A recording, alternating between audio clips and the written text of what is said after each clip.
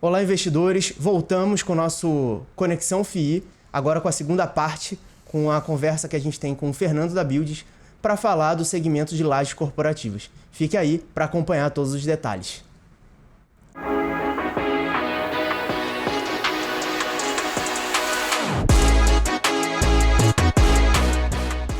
Mas, Fernando, acho que muito bacana a exploração toda sobre o segmento logística, mas acho que vamos olhar agora um pouquinho para um outro segmento, que é o de lajes, né? Que eu acho que é muito interessante também.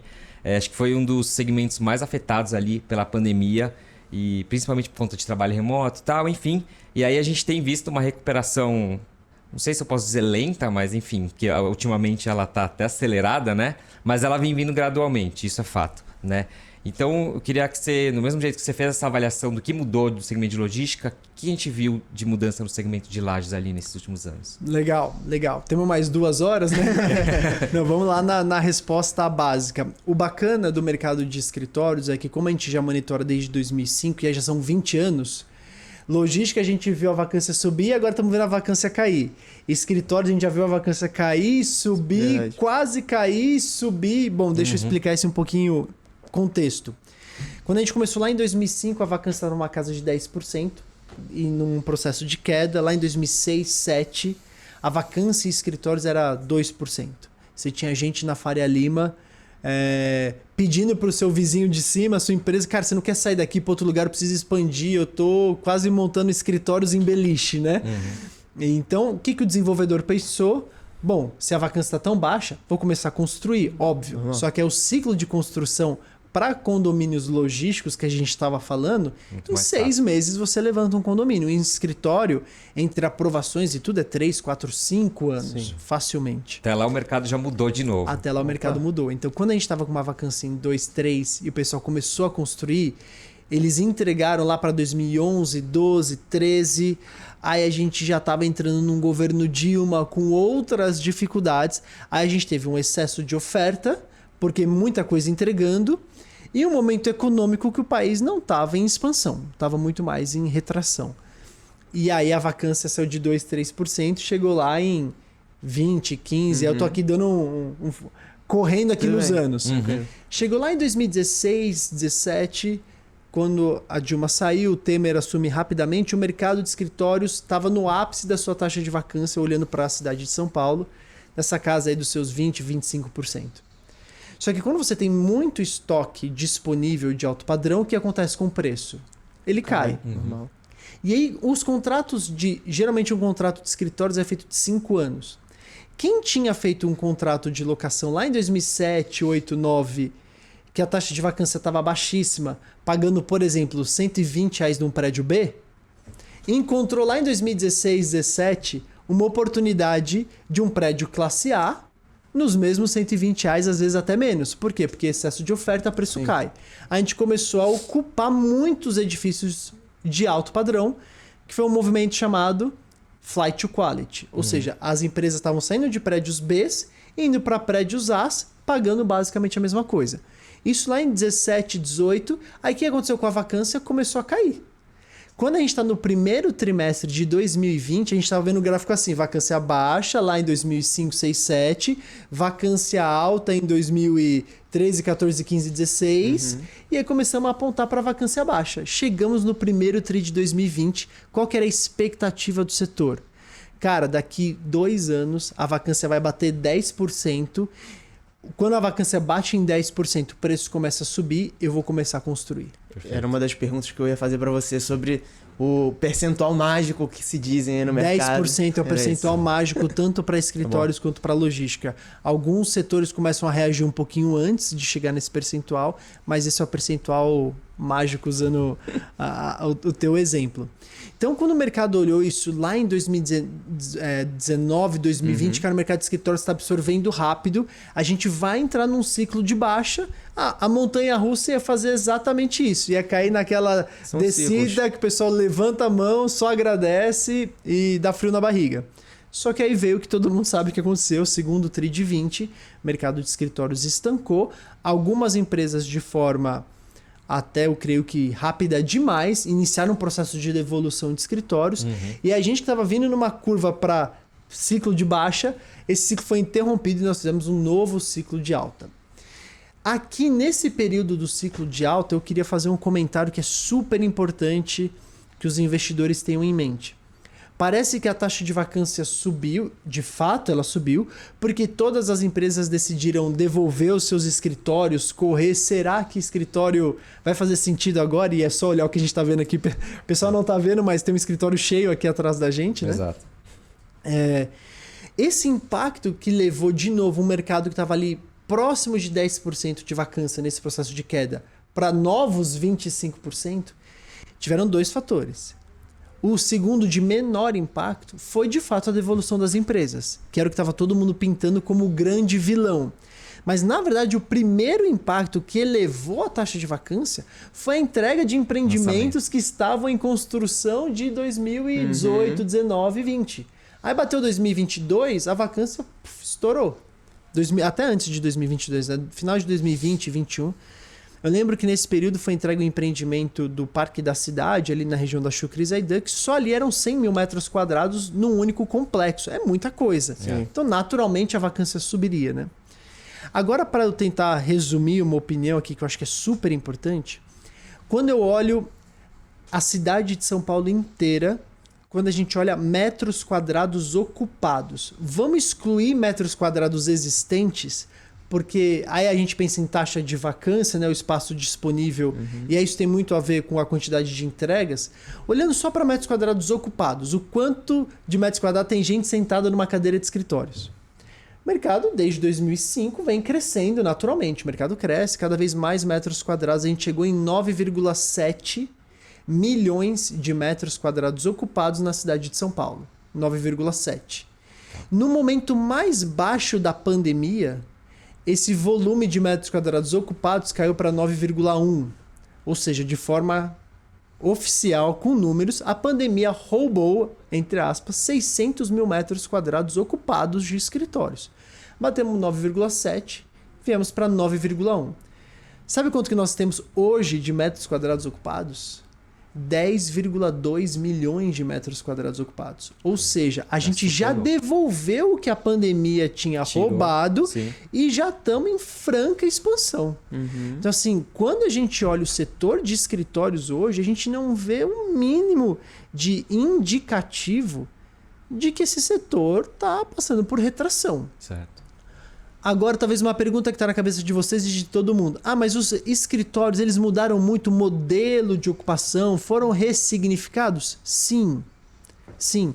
Talvez uma empresa que antes ocuparia 20 mil metros, talvez hoje ela ocupe 15. Sim.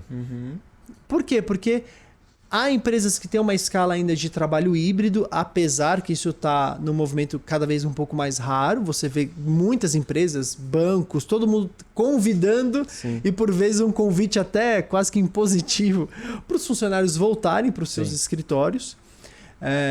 Então, você tem esse movimento forte de trabalho presencial, mas você ainda tem um trabalho híbrido em algumas empresas que torna a metragem quadrada um pouco menor.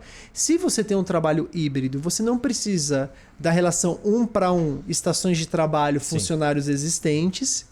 Então esses escritórios ficaram um pouquinho menores. Só que o que o pessoal parece que não está tanto atento é que esse pênalti a gente já sofreu lá em 2020, 21, 22. Que era uma empresa de 20 mil, às vezes devolveu, virou 10 mil metros, isso aconteceu, a gente tem um ou outro caso, só que a gente também tem o caso dessa empresa que era 20, devolveu, ficou 10 mil metros, hoje já está em 15. Já está alugando mais uma laje, o andar de cima, o andar de baixo foi para 17. Está voltando a crescer.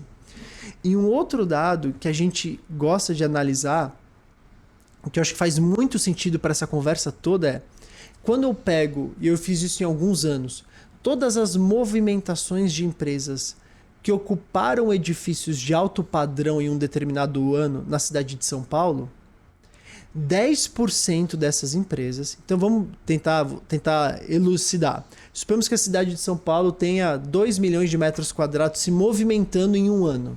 O número não é exatamente esse, mas suponhamos que seja. Desses 2 milhões de metros quadrados de empresas absorvendo escritórios, 200 mil são de empresas que não existiam.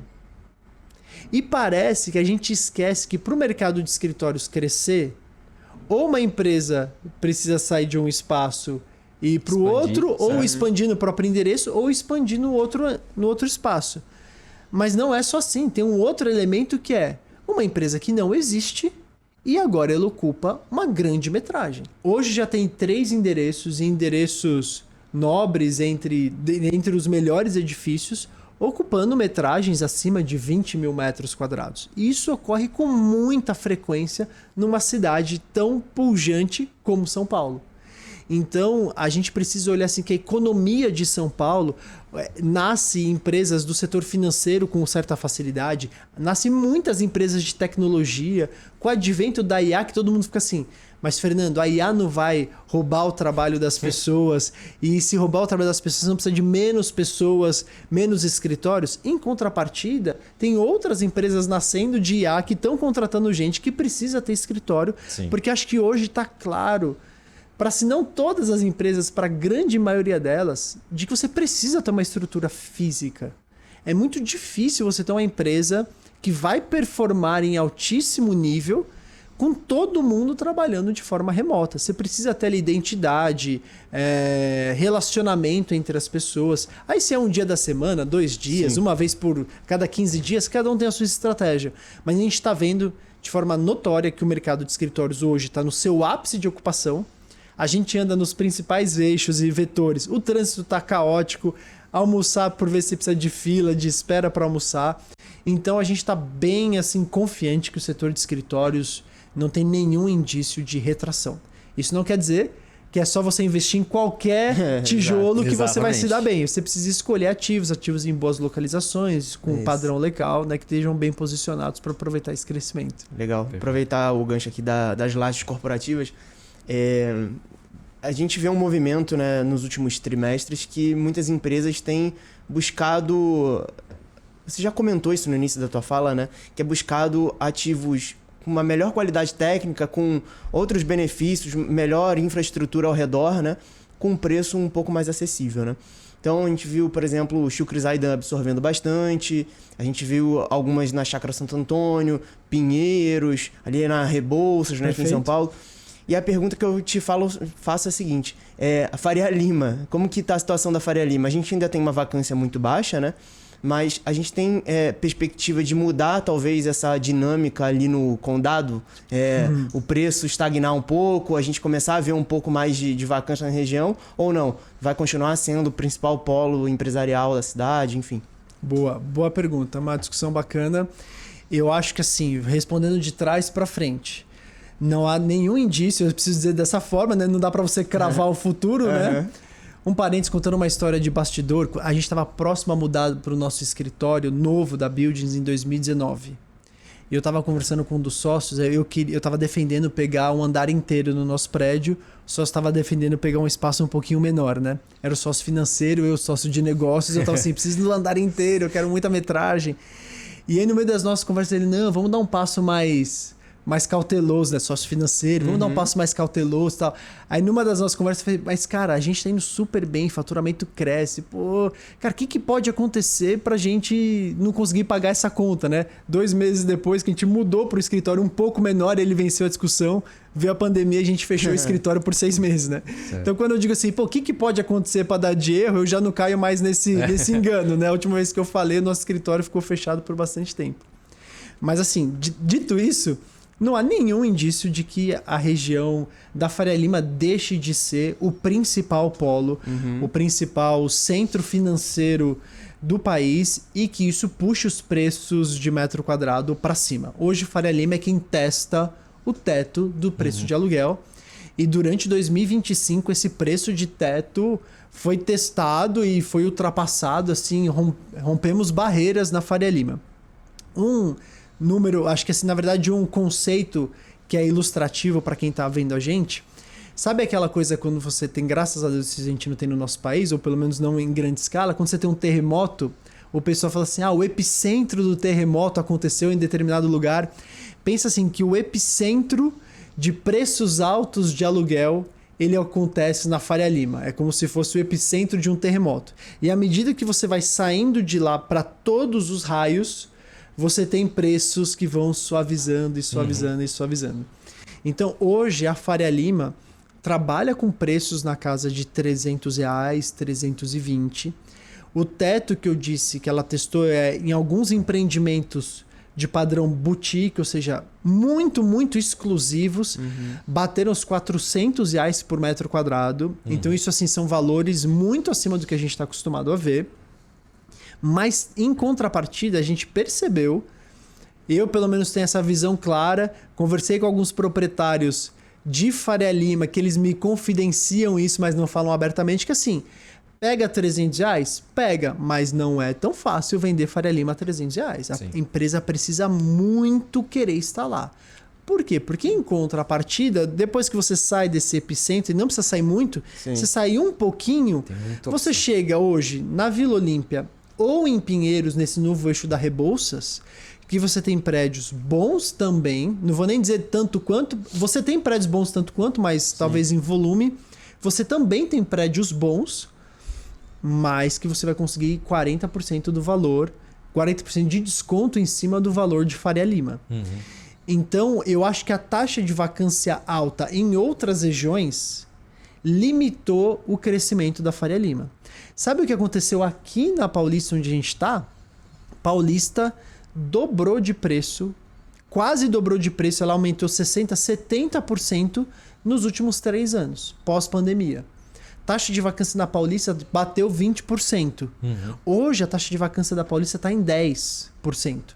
Essa queda pela metade fez com que os preços de aluguel disparassem.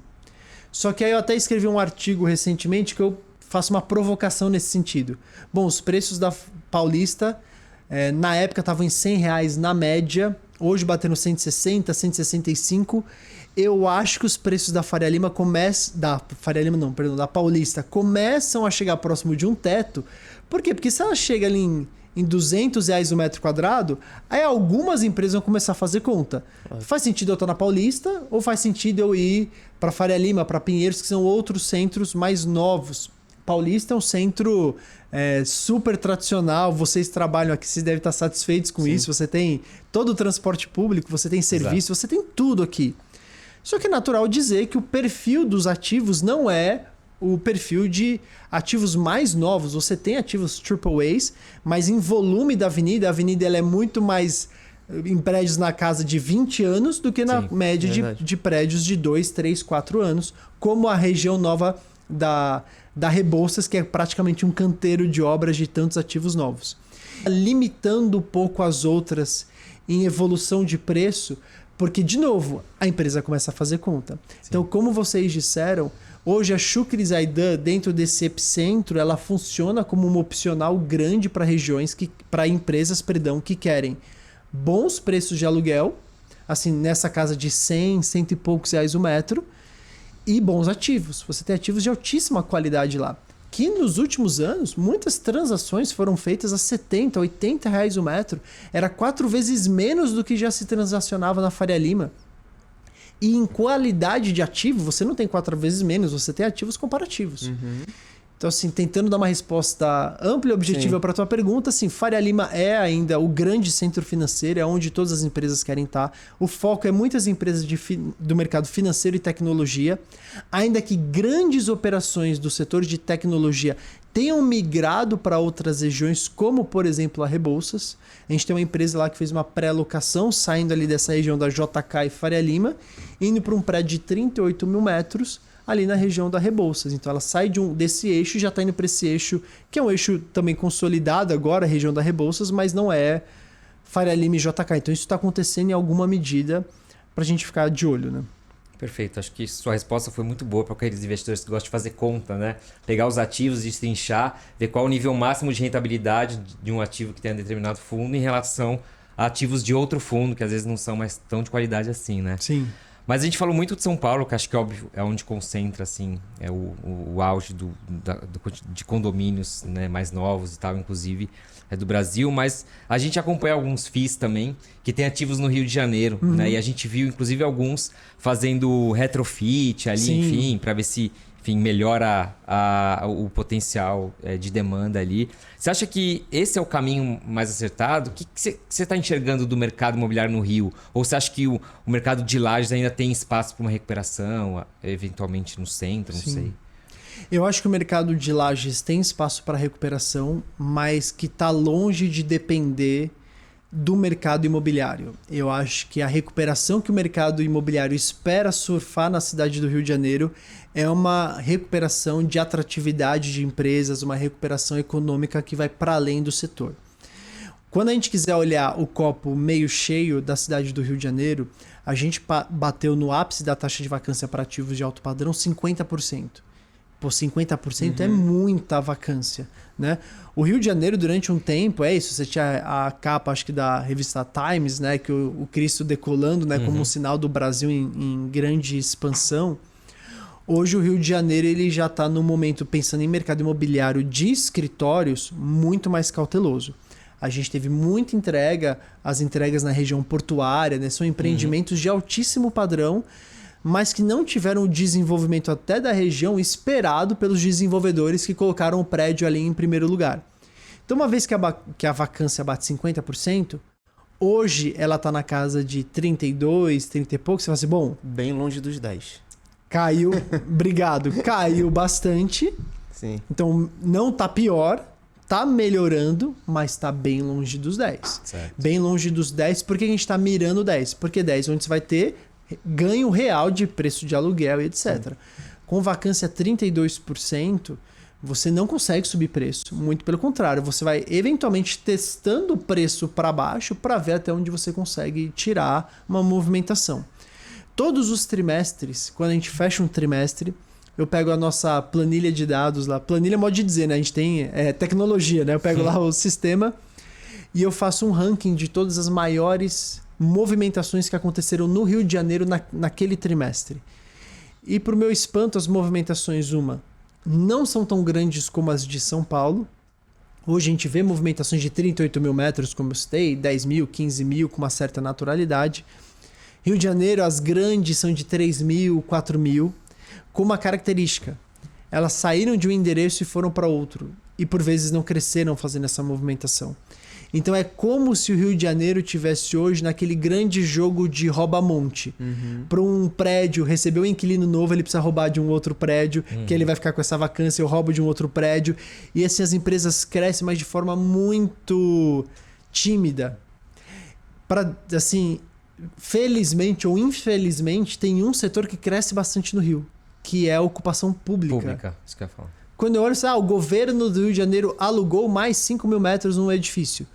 A prefeitura do Rio de Janeiro alugou mais 3 mil metros no outro edifício. Eu falei, caramba, é bom, porque aí é o que tem dado essas taxas de vacância um pouquinho menores, mas é órgão público, isso não dá para região, para cidade, né, assim, planejar todo um crescimento em função disso, né? Então, acho que a nossa expectativa para o Rio de Janeiro é de uma melhora econômica, assim, atratividade de empresas. Hoje era meio que mandatório você ter um escritório em São Paulo e ter um escritório no Rio. Se você não tem um escritório nas duas cidades, você está muito fora. Hoje, muitas empresas vivem com escritório só em São Paulo e voam para o Rio quando necessário, ou mantêm pequenas operações no Rio para ter um ponto fixo, mas você não tem compatibilidade de equipes, né? Hoje o mercado está muito mais concentrado aqui. O perfil lá dos imóveis também é um pouco diferente, talvez, né? Talvez um pouco mais antigos, ou com certeza. Errado. Não, com certeza. Certo, né? Você tem esse estoque mais antigo do Rio, do centro do Rio, muito antigo. Mas não é dizer que esse é um grande ponto. O ponto é assim, que você teve muitos empreendimentos excelentes que foram lançados, entregues nos últimos anos, e eles também não performam a contento. Isso eu estou dizendo de forma macro. Talvez alguém fale, não, mas teve um FII que ocupou inteiro o prédio. Joia, mas assim, de forma macro, a vacância está aí para dizer. 30 e poucos % é um patamar muito alto, né? Se eu puder só dizer que existe uma bolha aí no Rio de Janeiro, existe uma Faria Lima, que é Leblon. Esse miolinho da zona sul do Rio, a vacância não existe, é muito lá embaixo, e aí bate preço de Faria Lima. E R$300, 300 e pouco. E a dinâmica é bastante parecida, né? Pouquíssimo espaço para construir. Exato. Poucos ativos disponíveis. Pouca oferta, muita demanda. Sim. A infraestrutura menores, né? local ali Isso. em volta é super boa, né? A questão de segurança e tudo mais. Então, é bem semelhante mesmo. Então, assim, você vai fazer um retrofit no Leblon, é tiro certeiro. Você vai ter demanda, você vai ter ocupação. Ah, é um escritório de boutique de 200 metros de uma gestora de investimento, uma empresa do setor financeiro.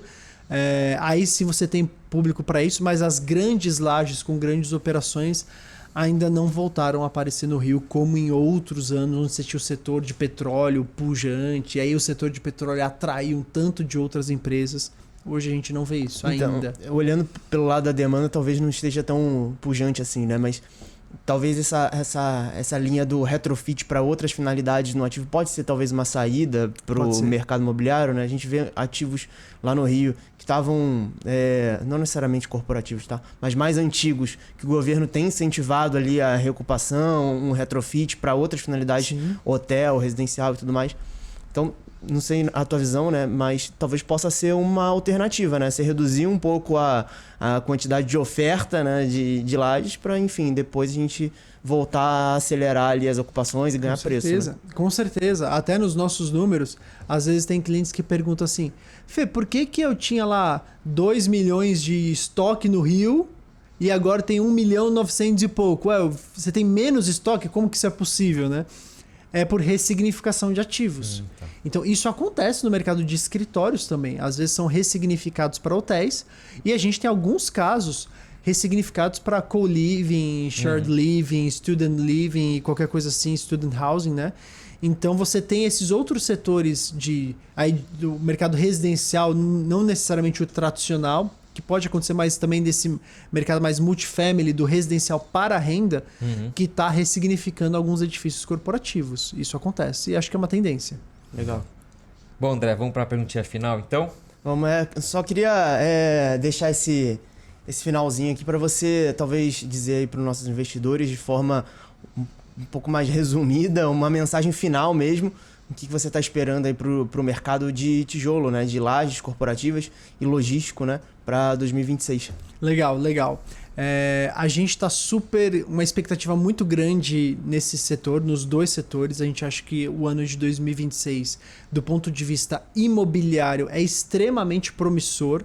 Tá? Tanto o mercado de escritórios quanto o mercado de logística. De novo, se esses mercados tiverem algum impacto econômico macro, por ser um ano mais desafiador em muitos sentidos, deve ser um ano de crescimento um pouco abaixo, mas contínuo crescimento. Não deve ser um ano de retração ou de mercado estável, ou seja, sem crescimento. A gente espera sim para 2026 taxa de vacância caindo nos dois setores, aumento de preço. Agora, um cuidado que de fato o investidor tem que ter é na escolha do portfólio, na escolha dos ativos. Ainda tem alguma outra tendência que não é o tal do location, né? Ou seja, localização é muito forte, vai sempre ser para mercado imobiliário. Sim. Então, edifícios bem localizados nessas regiões primárias de São Paulo, como a gente citou, Faria Lima, Paulista, Vila Olímpia, Pinheiros, portfólios que têm exposição para essas regiões, tem tendência mais forte ainda de aumento de preço de aluguel. E logística, o setor, assim, localização é importante, mas o Brasil inteiro está indo muito bem. A gente olha todos os estados, então a vacância no Rio de Janeiro tá boa, a vacância no Paraná, em Santa Catarina tá boa, a vacância no Pernambuco para logística tá, e quando eu digo tá boa, assim, 10% ou menos, tudo tá ótimo. Agora, se você quiser ser excelente, o quanto mais próximo de São Paulo tiver o ativo que você está avaliando, com certeza ele vai ter uma melhor performance de preço ao longo dos anos, né? Então, a gente está super, como vocês podem ver, super otimista para o mercado imobiliário de tijolo nesse 2026. Legal. E para o investidor que tiver dúvida, né, qual fundo escolher, acompanhe nossas carteiras recomendadas. A gente tem duas, uma focada em ganho de capital, outra focada em renda, que eu acho que a gente está bastante de olho nesse mercado. E a gente está empolgado também com a classe segmento de tijolos para 26. Legal, ótimo. Bom, pessoal, assim chegamos ao final do primeiro episódio da nova série Conexão FII. Fernando, obrigado mais uma vez pela sua presença e por compartilhar essa visão do time da Buildings aí sobre o mercado imobiliário. Acho que foi muito bom. E se você gostou desse episódio, não deixa de seguir o canal do BB no YouTube e ativar o sininho para acompanhar os conteúdos assim que eles são publicados. Além de deixar aqui nos comentários os fundos e personalidades ali do setor imobiliário que vocês gostam, que gostariam de ouvir aqui nos próximos programas. Além disso, para ter acesso aos conteúdos de forma rápida e prática, nossa equipe de research aqui do BBBI acabou de lançar um canal no WhatsApp onde a gente compartilha aí a boa parte dos conteúdos que a gente produz por lá em primeira mão, claro. Basta apontar a câmera ali pro QR Code na tela, acessar o canal e ativar as notificações, tá bom? É isso, pessoal. Obrigado, Fernando. Obrigado, André. Até a próxima, então.